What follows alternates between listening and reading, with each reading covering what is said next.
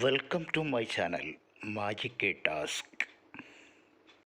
We've covered an awful lot of ground and even speculated at what the future of SEO might entail. At this point, you may be wondering where to start and how to put everything you've learned into action. So let's simplify for a moment, shall we? Here are our key takeaways.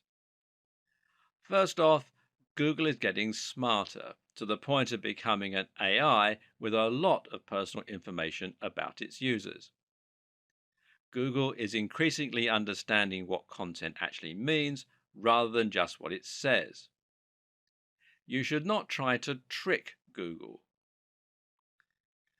Work with Google to provide your users with the most relevant, well informed, and entertaining answers to their questions. Prove that you are trustworthy by connecting as closely as possible to high authority sites. Use structured data to further explain your posts. Don't keyword stuff.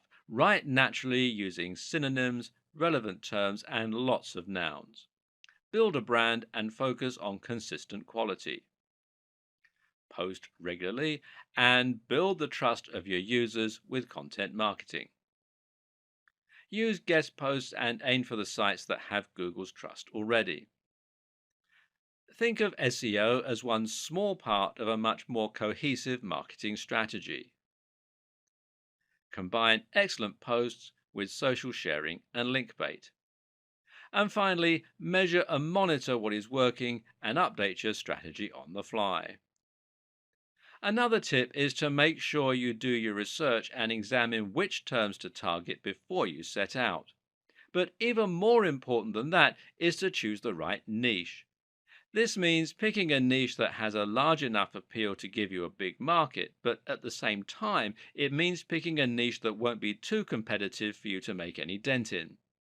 Look for subject matters that cater to a specific audience and that people can really get passionate about. And make sure that you are passionate about it too, because when you really love what you're writing about, all the high quality content, all the great connections, and all the consistency really come to the fore. Stop looking for quick wins and focus on building a trustworthy brand filled with incredible information. If you do that and you do just the smallest bit of marketing to give yourself a push, then Google's algorithm should do the rest and reward your enthusiasm. In the last video, we talked about the basic strategy you'll use for your on-page SEO. But what about link building? How has that changed in recent years? Once again, the key is to focus more on quality rather than quantity. If you once had 1,000 different links all coming from low quality websites, this could now actually stand to hurt your SEO as it will look like link spam.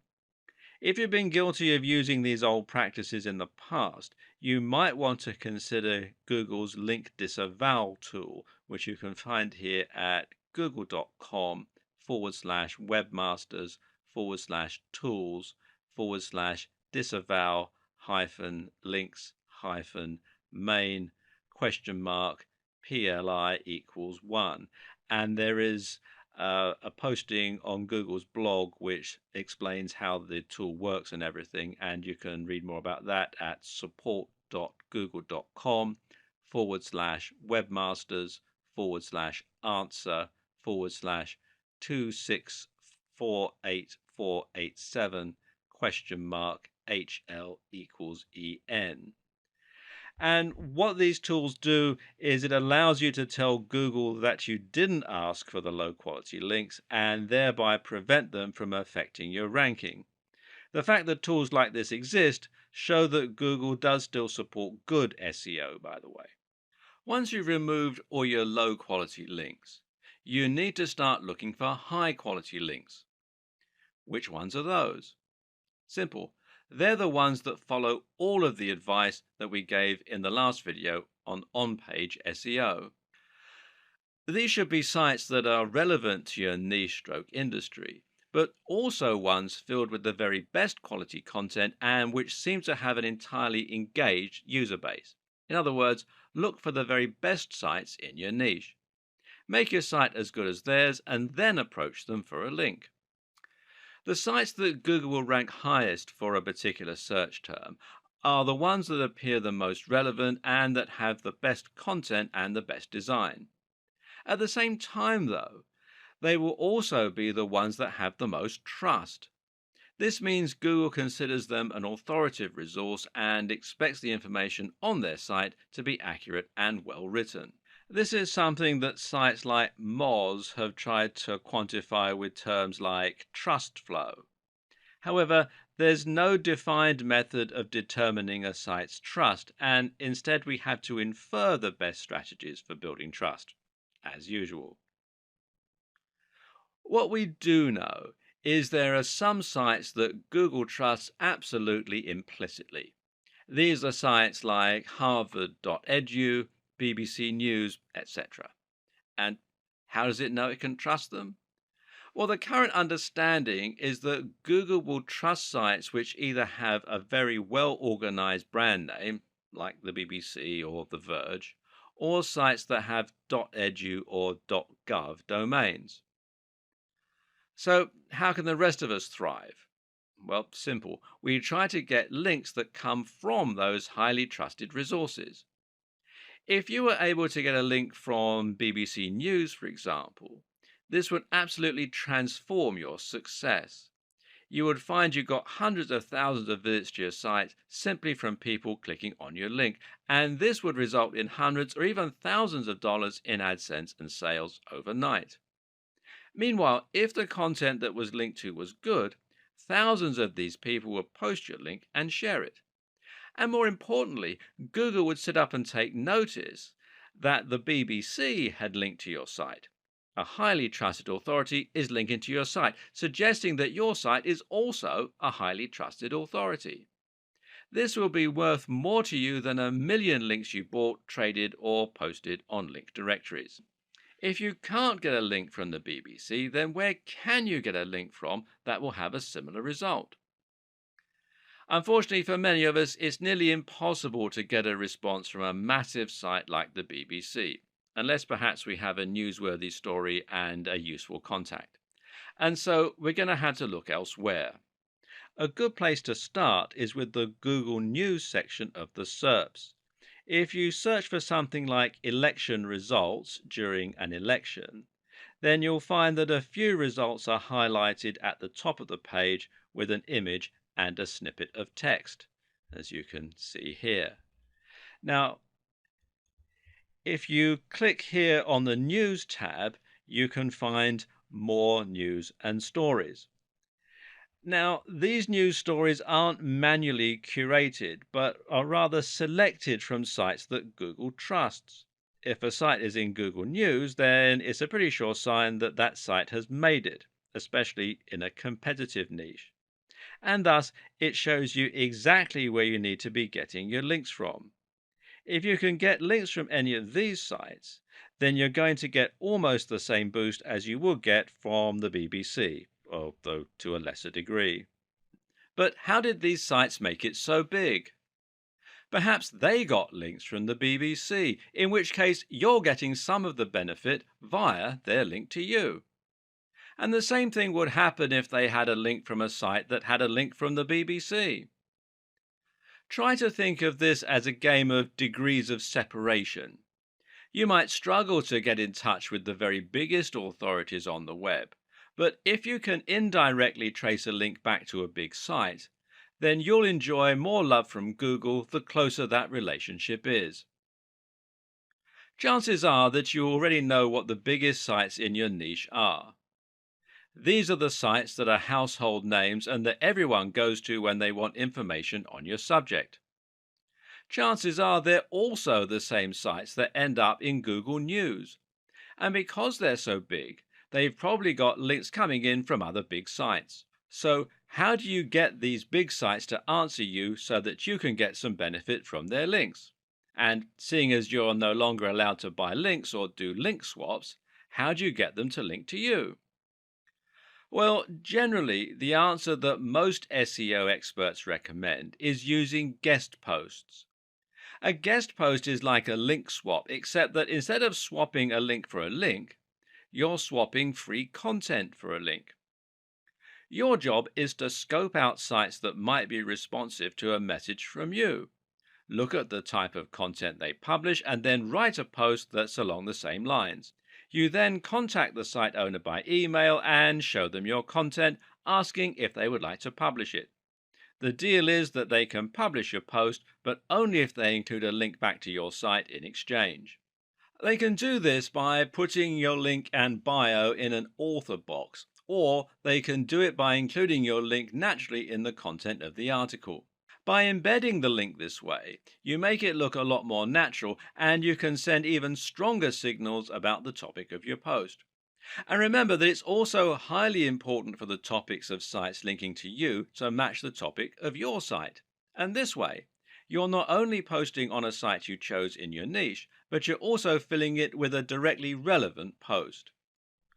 This is a fantastic way to build links, but there are a few caveats. The first is that you still need to be careful. Matt Cutts, who used to work on Google Search, has made it clear that the overuse of guest posting can still lead to penalization. This is still a form of link manipulation. Likewise, you need to be careful about constantly using the same anchor text and generally being predictable. Mix it up. Finally, consider that it will still be hard to get an answer from top influencers in your niche.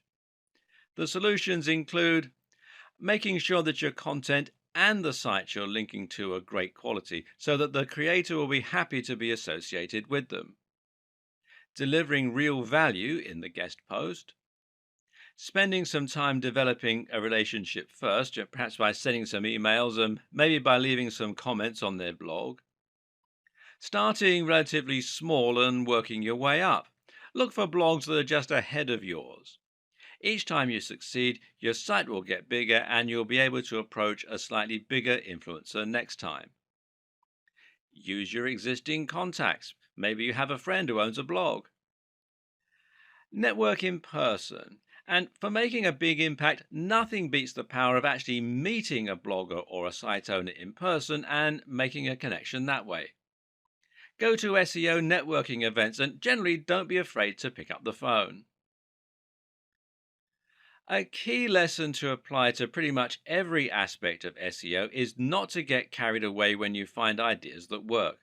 For example, just because quality is key, that doesn't mean that you need to disavow every low quality link and only ever build links from the top sites.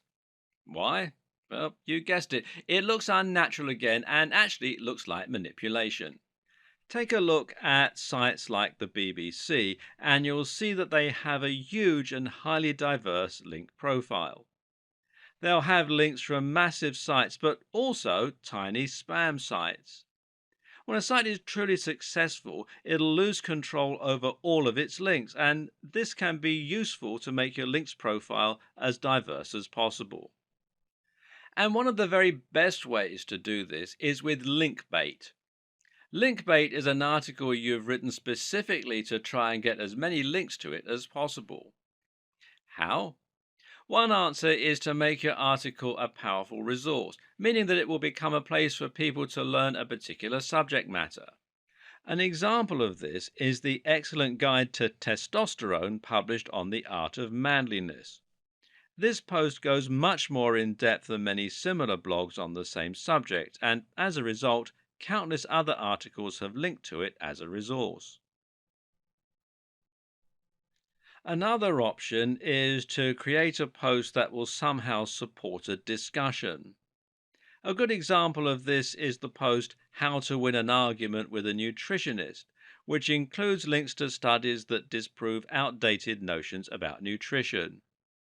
The article is perfect link bait because people will regularly use it in online arguments to prove their point. Finally, one more very useful strategy for your backlink strategy is to perform backlink research for other sites. Look at your competition and look at which sites have got the most traffic in your niche. Then, once you've found which ones those are, try to get links from the same site.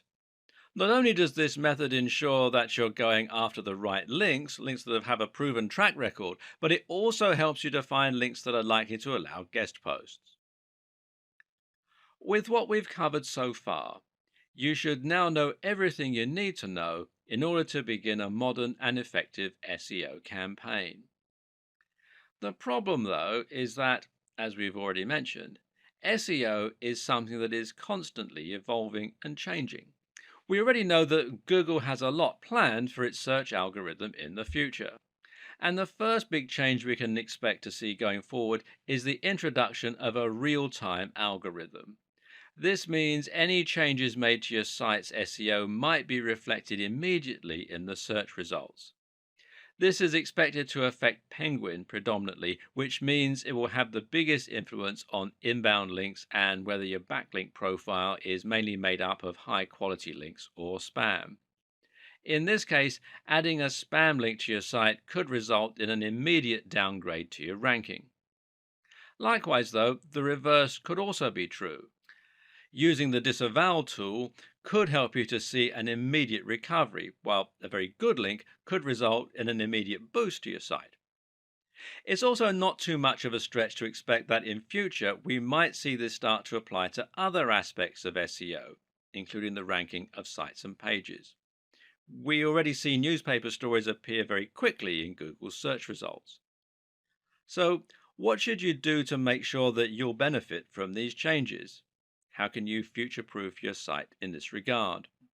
Well, one tip will be to stay on top of your links disavowing and to make sure you're constantly adding links and removing the unnecessary ones. In the future, bigger sites may need to have a whole dedicated team working on keeping their links profile healthy around the clock. Likewise, make sure to keep updating your site regularly and to keep the date as a schema in all your content. One good way to know what's coming in the world of SEO is to keep your eyes peeled to industry news sites and specifically to Google's own blog. Another is to think about the direction that Google is heading in and to try and guess what its larger plans are. And right now, everything is pointing towards a heavy investment in voice search and AI. Google is not just a search tool. With the capability of reading and understanding human language, Google is an AI.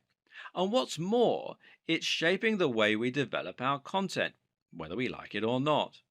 And it is embracing this more and more with each new update and each new product. Google Now is the name of Google's assistant service that combines search, digital assistant, and all the data that Google collects about us into one incredible tool. This is the real reason Google had to move towards latent semantic indexing. It needed to understand the content rather than just look for matches. And this is why Google needed to start using rich snippets and structured data so that it could understand the key facts from the web.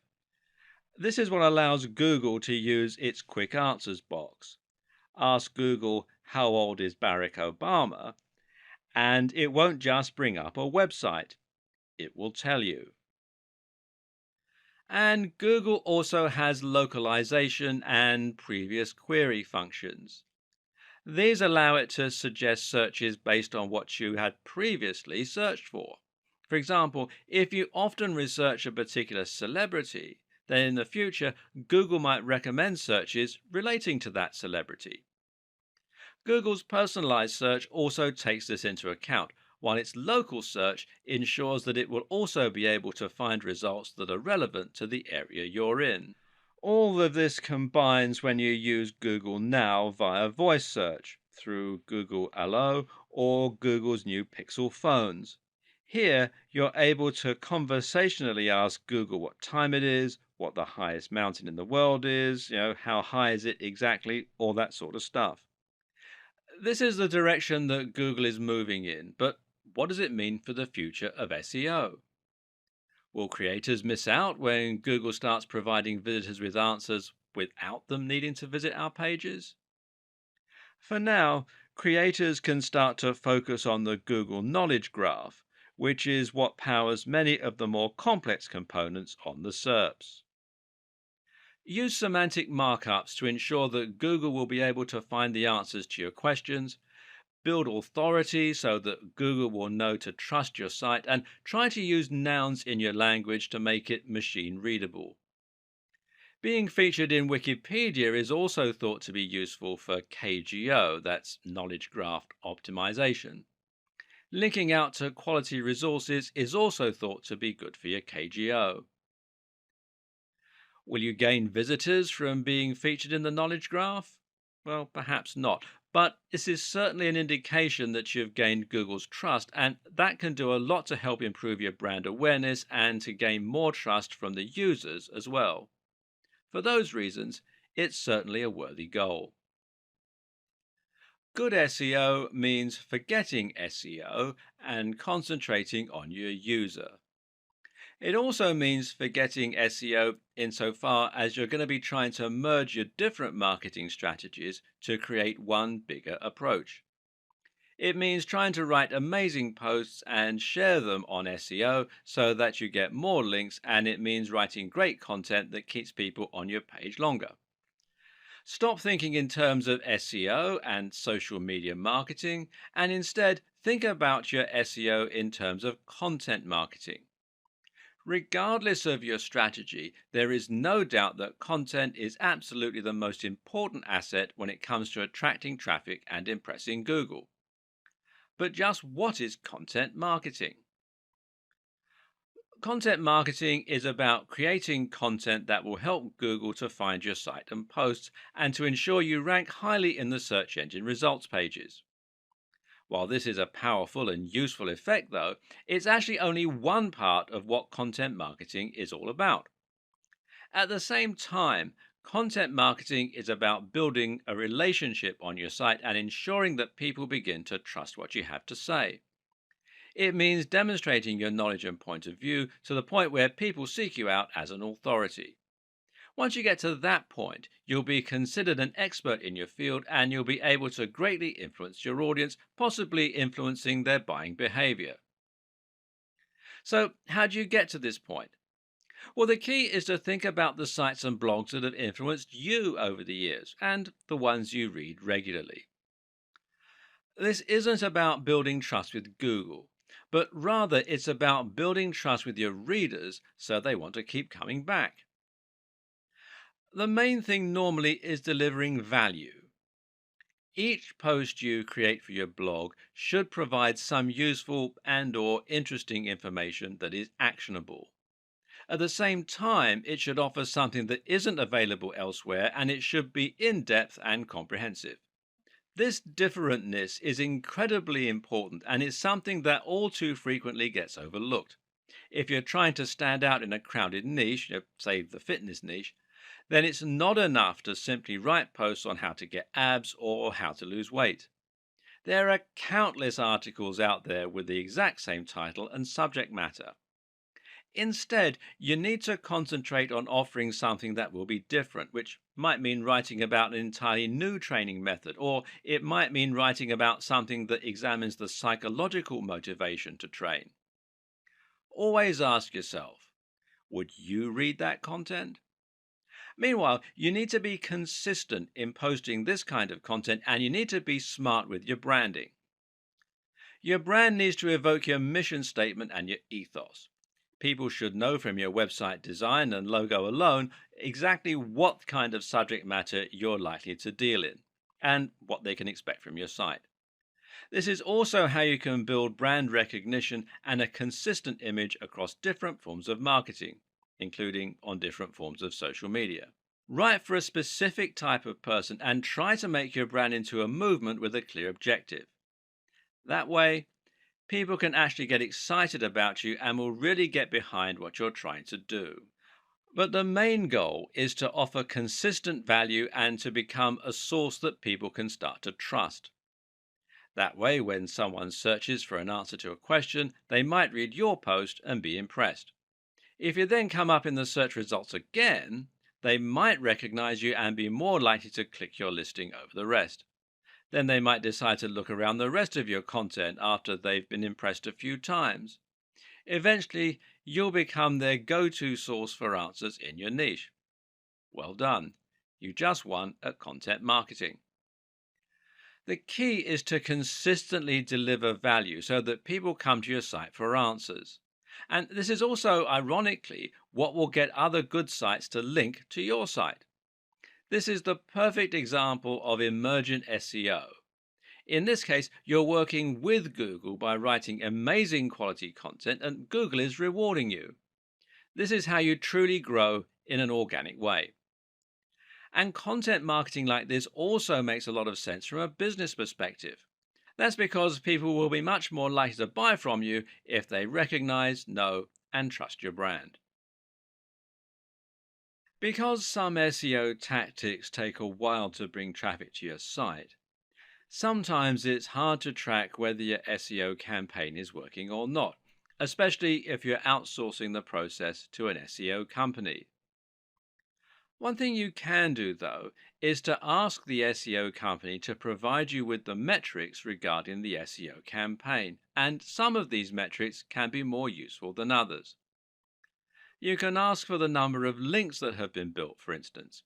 Ask for the page rank of the pages where those links have been built, although page rank is now largely a depreciated measure. And use everything you've learned in this video series to ensure that those are high quality links and not just link spam. You need to think about long-term results, not a short-term boost. And you can track changes in your position in the SERPs, that's the search engine results pages. Many SEO companies will use tracking software which lets them see your site climbing the rankings for different terms over time.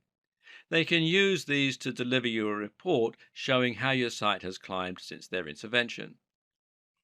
If you're handling your own SEO, you might still choose to use a tracking tool in order to keep an eye on your success over time and ensure that your efforts are getting results. But what does any of this tell you? Because here's something else to consider. Getting to the top of Google is not the end goal. Even if you get to the top of Google, there's no guarantee this will bring more profits for your business because you need to ensure that the people finding your content are targeted and that those people are converting. Or to put it another way, all that really matters is the bottom line. If you're a business and you're paying for SEO, you'll need to know that you're getting more sales because of that SEO and you're earning more money. This way, the SEO is offering ROI, which means it's been money well spent. Savvy companies track the ROI of their SEO spend by using a tool called Google Analytics. This is the most well-known analytics tool for webmasters and marketers, and one particularly useful feature it has is the ability to set a goal and then track the traffic that makes it to that goal. If you're trying to sell a product, your goal might be the thank you page people get directed to after a purchase. This allows you to see not only that you're getting more traffic, but also that you're getting more targeted traffic that's actually converting. Better yet, Google Analytics will be able to tell you where those converting visitors come from. And specifically, you'll be able to see if someone who used your search term eventually ended up buying your product. These are people who have bought products from you because of your SEO efforts. If you hire an SEO company to help you rank for a certain search term, you're probably missing the point. A better way to approach this is to hire an SEO company to help you increase your profits or your brand awareness. Thus, the very best SEO companies are those which use a combination of different marketing tools, combining everything from SEO to social media to brand management. Part of this is choosing the right search terms. So, if you let your SEO company choose your search term and they don't increase your profits, they might be good at ranking, but it's not a good strategy. It's important to know whether ranking for the particular phrase you're interested in is actually going to translate into tangible results. The same is true if you're doing SEO on your own. And one way you can check how successful your SEO is likely to be before you spend lots of time and or money on it is to use PPC. PPC is, of course, pay-per-click. This is a type of advertising that involves paying each time someone clicks on an advert and visits your site. The two most popular PPC choices right now are Google AdWords and Facebook ads. It's equally important that you use analytics in your own SEO campaigns for the very same reasons. Good SEO is about constant iteration and seeing which actions are having the best impact on your tracking. Struggling to rank for a certain term? Then you can consider aiming for another one. Finding that people from an unexpected search term are converting more highly than those from other search terms? Then it might be time to switch gear and start trying to rank for that phrase instead. Setting up Google Analytics is thankfully rather simple. First, you need to head over to Google Analytics, which is google.com/analytics. And then you'll need to add a small tracking code to each page of your site. If you're using WordPress, you can also use a plugin to do this. Then you can set up your view, which will let you choose which stats you want to look at. Some useful things to look at here are your audience overview, and this is key data regarding who is looking at your site, which can help you to better target specific demographics. Acquisition, this is where your traffic's coming from. Real time, which shows you how many people are on your site right now, and the aforementioned goals.